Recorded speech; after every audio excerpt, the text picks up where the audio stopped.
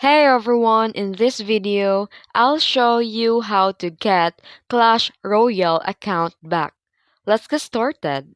First, open the Clash Royale and tap the three lines at the top of the screen. Then go to the settings, and then here, tap Help and Support.